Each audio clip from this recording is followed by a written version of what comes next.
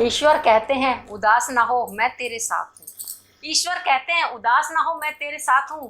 तेरे साथ न सही तेरे आसपास हूँ। पलकों को बंद कर और दिल से याद कर, मैं और कोई नहीं तेरा विश्वास हूँ। नमस्कार दोस्तों, मैं साधना राणा एक बार फिर से आपका अपने YouTube चैनल पर स्वागत करती हूँ। ये कहानी मेरे गुरुजी ने मुझे सुनाई थी, जो मैं आज आपको सुनाना चाहती हूँ।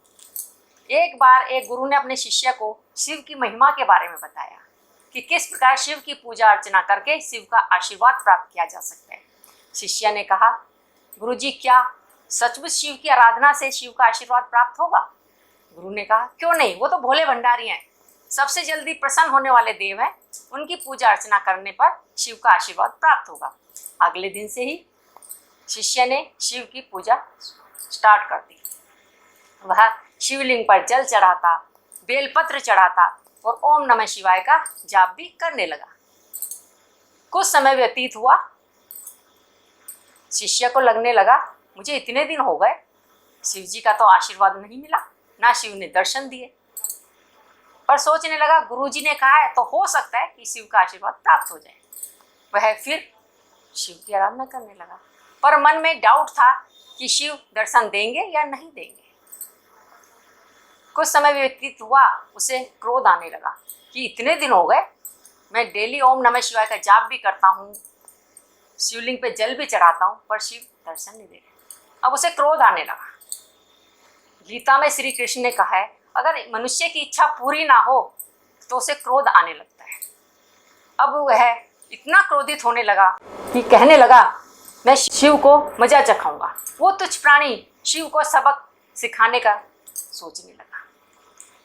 अब उसने क्या किया कि कहीं से भगवान विष्णु की एक मूर्ति लेके आ गया, और वो मूर्ति उसने भगवान शिव को सबक सिखाने के लिए ठीक भगवान शिव की मूर्ति के सामने ही रखी, और भगवान विष्णु की मूर्ति से कहने लगा, हे प्रभु, आप ही सच्चे ईश्वर है, ये शिव कोई भगवान नहीं है। मैंने इतने दिन पूजा करी, मेरा इतने दिन का टाइम वेस्ट हुआ, पर यह कोई भगवान नहीं है, आप ही सच्चे भगवान हैं, आप ही सब कुछ हैं, आप ही मेरा उद्धार कर सकते हैं। अब वो भगवान विष्णु की पूजा करने लगा। कुछ समय व्यतीत हुआ, भगवान विष्णु की पूजा करते करते अब उसे लगने लगा कि भगवान विष्णु भी आशीर्वाद नहीं दे रहे। अब वो सोचने लगा कि मैं ये जो अगरबत्ती जलाता हूँ, इसकी खुशबू ये शिव ले रहे हैं। अब उसने 3-4 अगरबत्तियाँ भगवान विष्णु की मूर्ति के सामने जलाई, और जब अगरबत्तियाँ जलाई तो उनसे धुआं उठना स्वाभाविक था। अब वो जब धुआं उठा तो भगवान शिव की मूर्ति के पास तक भी जाना स्वाभाविक था। उसने देखा कि उसके द्वारा जलाई गई अगरबत्तियों का धुआं भगवान शिव की मूर्ति के पास तक जा रहा है। अब वो इतना क्रोधित हुआ कि मेरी जलाई हुई अगरबत्तियों का धुआं भगवान शिव कैसे ले सकते हैं। अब उसने भगवान शिव के मुंह पर हाथ रख दिया। उसने हाथ ही नहीं रखा, उसने भगवान शिव की मूर्ति की नाक पकड़ ली कि जिससे वो उसकी खुशबू ना ले सके। कहने लगा कि मेरी अगरबत्तियों की जलाई हुई खुशबू शिव मैं तुम्हें नहीं लेने दूंगा। और उसने इतने तेज शिव की मूर्ति की नाक दबाई कि गुस्से के कारण उसकी आंखें भी बंद हो गई। कुछ समय पश्चात उसे महसूस हुआ कि उसने पत्थर की नाक नहीं पकड़ी हुई, उसने तो सचमुच की नाक पकड़ी हुई है। उसने आंखें खोली तो देखा साक्षात शिव खड़े हैं। अब तो वो घबरा गया, और घबरा कर भगवान शिव के चरणों में लेट गया। आंखों से आंसू बहने लगे और क्षमा मांगने लगा, हे भोले भंडारी, हे शिव, मुझे माफ़ कर दो, मैंने आपका बहुत अपमान किया, मुझे माफ़ करो। भगवान शिव वो तो ठहरे भोले भंडारी, कहा ठीक है चलो क्षमा किया। कहने लगे, बता क्या चाहिए? क्या भगवान, मुझे आपका आशीर्वाद चाहिए। भोलेनाथ ने उसे आशीर्वाद दिया।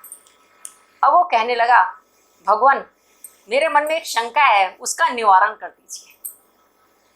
भोलेनाथ कहने लगे, बता क्या शंका है?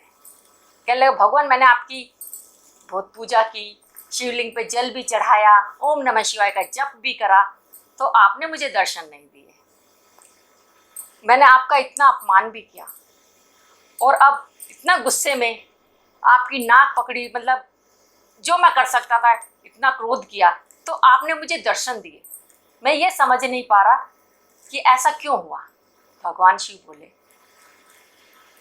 कि जब तू शिव की आराधना कर रहा था, तुझे तेरे लालच में भी विश्वास नहीं था।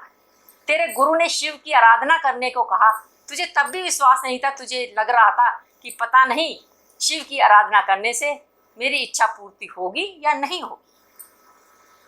किंतु अब जब तू मुझसे बदला लेना चाहता था, तू मुझे सबक सिखाना चाहता था, तो तेरे कर्म में और तेरे मन में पूर्ण विश्वास था, इसलिए मुझे प्रकट होना पड़ा। भगवान श्री कृष्ण ने गीता में भी कहा है कि अगर भक्ति करो तो उसमें पूर्ण श्रद्धा और विश्वास होना चाहिए। अगर भक्ति में पूर्ण श्रद्धा और विश्वास नहीं है तो मनुष्य को इस लोक में भी दुख भोगना पड़ता है और परलोक में भी। इसलिए मेरे दोस्त, अगर तुम भक्ति करते हो तो पूर्ण श्रद्धा और विश्वास से करो, तो उसका फल आपको अवश्य मिलेगा। अगर आपको मेरी कहानी अच्छी लगी हो तो कहानी को लाइक कीजिए, शेयर कीजिए और मेरे चैनल को सब्सक्राइब कीजिए। धन्यवाद।